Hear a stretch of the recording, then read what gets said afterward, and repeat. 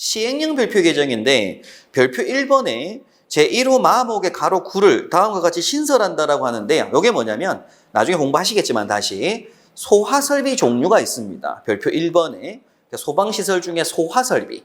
첫 번째가 보면 소화기, 자동소화장치, 옥내소화전, 스프링클러, 간이 스프링클러 종류가 딱 나와요.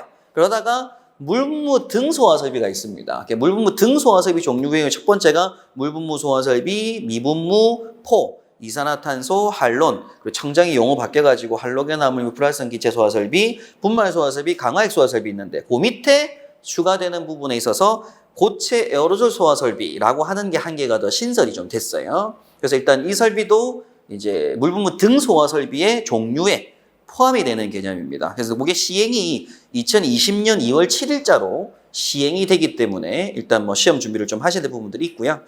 그러니까 별표 5번에 보시게 되면 이제 소화설비, 라목, 스프링클러 설비 설치 대상 중에서 보게 되면 이제 한 개 더 추가되는 부분이 나번에 의료시설 중 종합병원, 병원, 치과병원, 한방병원, 요양병원이라고 해서 병원이 들어간 것들은 전부 다 스프링클러 설비를 설치해야 되는 대상으로 체크되는 부분으로 좀 확장이 됐어요. 예전에는 뭐 의료시설 중 요양병원 이렇게 정리를 했었는데 지금 병원들은 좀 많이 나열하고 있습니다. 그리고 또 별표 1호 소화설비 마목에 간이 스프링클러 설비 설치 대상에서도 원래는 이제 정신의료기관 또는 요양병원으로서라고 했는데 그냥 다음으로 해서 말하고요.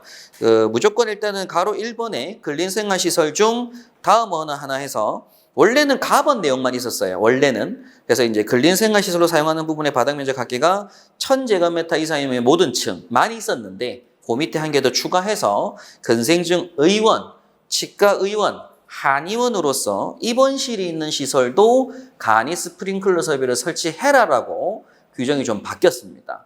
면적이 1000이 안 된다 하더라도 규모가 작다 하더라도 의원이라 하더라도 입원실이 있으면 무조건 뭘 설치하라고요?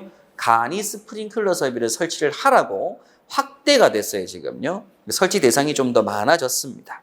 그리고 가로 3번에 의료시설 중 해서 뭐 가번에 원래 여기 이제 요양병원하고 정신의료기관 얘기만 있었는데 지금은 이제 종합병원, 병원, 치과병원, 한방병원, 요양병원까지 다 묶어서 병원들은 다 얘기하고 있고요. 그러면서 면적이 600제곱미터 미만이라 하더라도 이제 간이 설비를 설치해라라고 또 확대가 됐습니다. 원래 여기가 요양병원하고 정신의료기관 얘기만 있었거든요. 근데 지금 거기 확대돼가지고 종합병원, 병원, 치과병원, 한방병원도 추가해서 600 미만이 된다 하더라도 간이 스프링클러 설치해라. 이렇게 규정이 좀 확대가 되었습니다. 그래서 이때 이 설치법이 바뀌고 나서 원래는 법 바뀌면 항상 그때 부칙이라는 게 생겨요. 부칙이 뭐냐면 시행연도인데 지금 보시는 이렇게 이제 바뀌어서 확장이 되었을 때는 지금부터 허가받는 지금부터 새롭게 신규로 신설하려는 업체들은 이렇게 해야 되고요.